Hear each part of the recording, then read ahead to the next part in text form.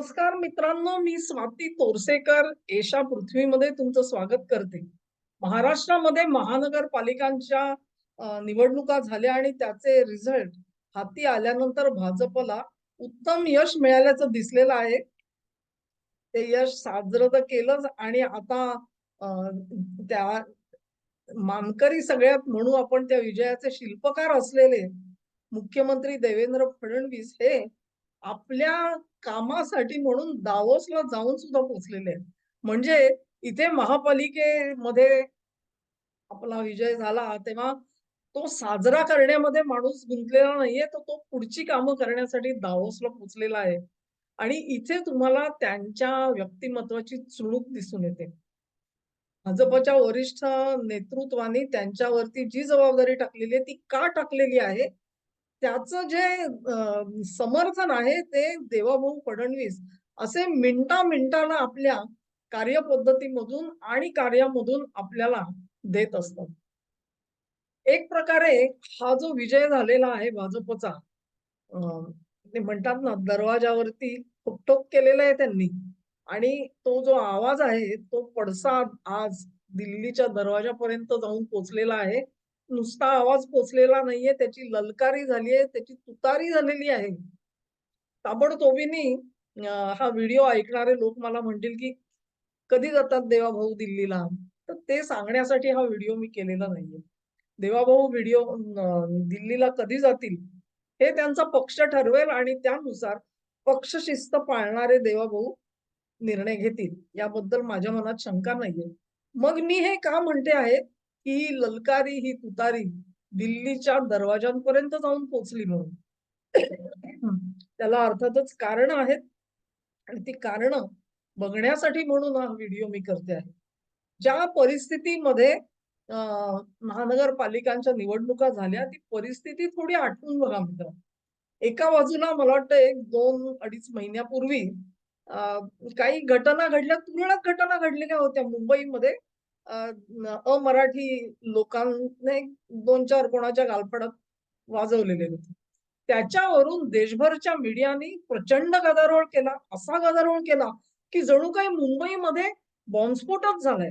म्हणजे एखाद्या बॉम्बस्फोटाला जशी प्रसिद्धी मिळावी, तशी इथे कोणाला तरी गालफडात मारली म्हणून प्रसिद्धी दिली गेली.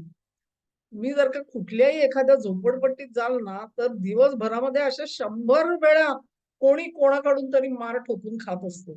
तेव्हा ही घटना मग ती थांबवता आली नाही का? देवेंद्र अपयशी ठरलेले आहेत. त्यांना हे फोर्सेस आवरत नाहीत, अशी प्रचंड टीका झाली. तो सगळा भाग सोडून द्या. पण ते वातावरण टिकून राहिलं महाराष्ट्रामध्ये. त्यांनी जे तयार केलं मराठी मीडियानी, ते वातावरण राज्यामध्ये टिकून राहिला आणि मग त्यानंतर तुम्ही बघितलं असेल तर खूप मोठा फरक बघितला असेल. यावेळेला जेव्हा निवडणुका झाल्या, त्यावेळेला राज्याबाहेरचं कोणीही प्रचारासाठी आलं नव्हतं. प्रचाराची सगळी धुरा ही देवेंद्र फडणवीसांनी आपल्या खांद्यावरती वाहून नेली. आजपर्यंत तुम्ही बघाल तर भाजपची एक परंपरा आहे, की छोट्यातल्या छोट्या जरी निवडणुका असल्या, तरी देखील तिथे निदान राज्य पातळीवरच्या ज्या असतात, विधानसभा पातळीवरच्या तिथे कधी केंद्रीय मंत्री भेट देतात, कधी तिकडचे खासदार भेट देतात, वरिष्ठ नेते मंडळी येतात प्रचारासाठी. याही अगोदर आलेले आहेत. महाराष्ट्रामध्ये काही नवल नाहीये त्याच्यामध्ये. पण यावेळी निदान मी तरी एकही नेता बाहेरचा आलेला बघितला नाही. ना हिंदी बेल्ट मधला बघितला, ना दक्षिणेकडचा बघितला. सर्व मदार जी होती ती फक्त देवाभाऊ आणि देवाभाऊंच्याच खांद्यावरती होती आणि ती त्यांनी पेलून नेलेली आहे आणि यशस्वीपणे पेलून नेलेली. चा अर्थ सिंपल आणि स्पष्ट आहे मित्रांनो, की महाराष्ट्रामधलं राजकारण अतिशय क्लिष्ट आहे, अतिशय गुंतागुंतीचं आहे. कोणी मित्र उरलेला नाही आणि कोणी शत्रूही उरलेला नाही. सगळेच मित्र आणि सगळेच शत्रू हे कुठे ना कुठेतरी हा त्याच्या हातात, तो त्याच्या हातात असे वावरताना दिसतात आणि विचित्र प्रकारची राजकीय तडजोडी होताना आपल्याला राज्यात दिसतायत. अशा वेळेला हा विजय नोंदवायचा ही साधी गोष्ट निश्चितच नव्हती. त्याच्या मागे त्यांचं जे गणिती मेंदू आहे ना, तो गणिती मेंदू निश्चित कामाला आलेला आहे आणि त्यांनी ज्या पद्धतीमध्ये हे सगळं निवडणूक हँडल केली, हाताळली, त्यासाठी त्यांना शाबासकी देण्याची गरज आहे. केवळ ते मतं किती मिळणार, टक्केवारी काय, मग काय जातींचं समीकरण आहे का, आणखी काही समीकरण आहे का, उमेदवार कुठचा घ्यायचा, पक्षातला घ्यायचा का आयात घ्यायचा, त्यावरही अनेक वेळा टीका झाली. ती मी असमर्थनीय म्हणत नाही. लोकांच्या खऱ्या व्यथा असतात.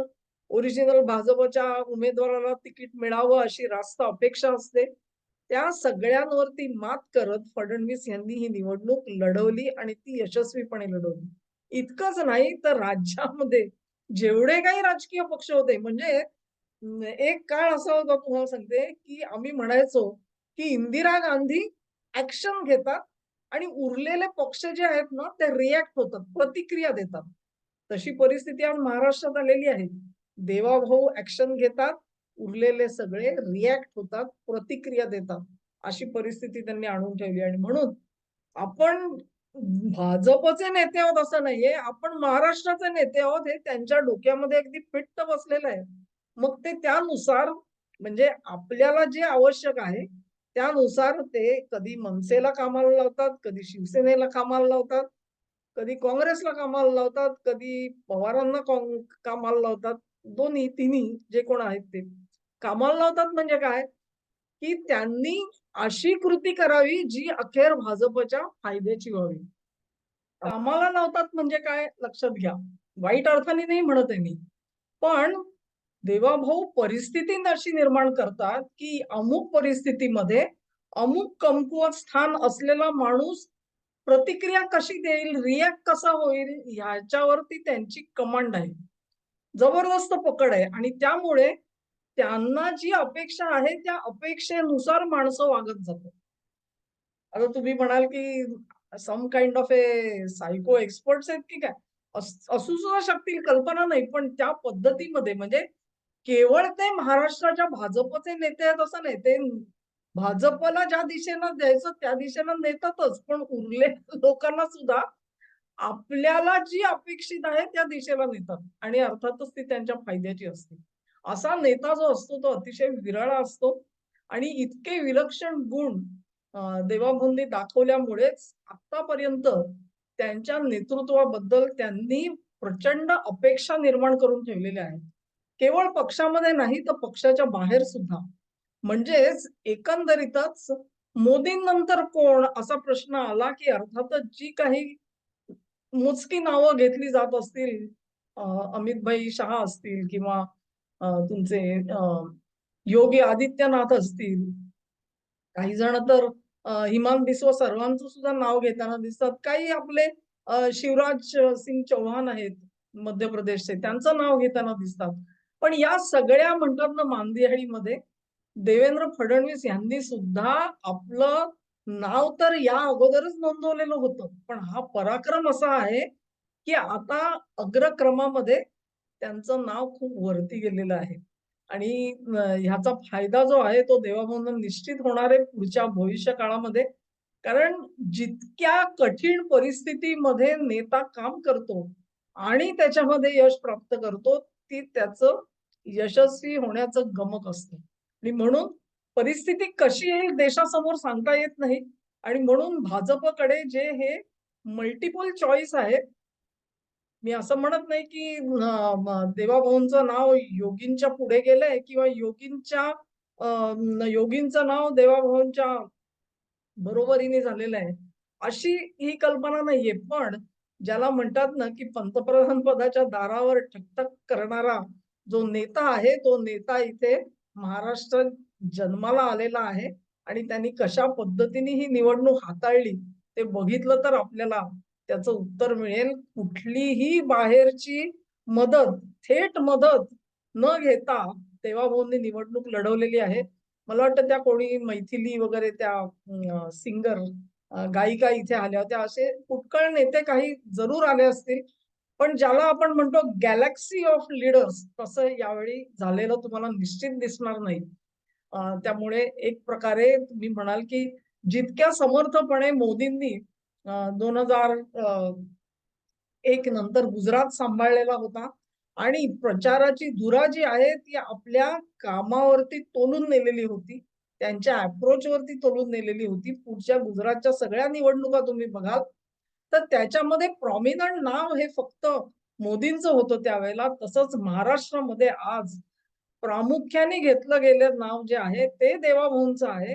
हे त्याचं वैशिष्ट्य आहे. अर्थात त्यांनी पक्षाने त्यांच्यावर अनेक जबाबदाऱ्या ज्या टाकलेल्या आहेत, त्याच्यात विविध राज्यांमध्ये जाऊन तिथली परिस्थिती तिचं आकलन करणं, तिथेही अशाच पद्धतीचं अवघड काम करून दाखवणं, यासाठी त्यांना विशेष स्कोप सुद्धा मिळालेला आहे असं आपल्याला दिसतं. त्यामुळे हा एक समृद्ध अनुभव घेऊन हा नेता तयार होतो आहे आणि महाराष्ट्राला त्याचा अभिमान वाटला पाहिजे.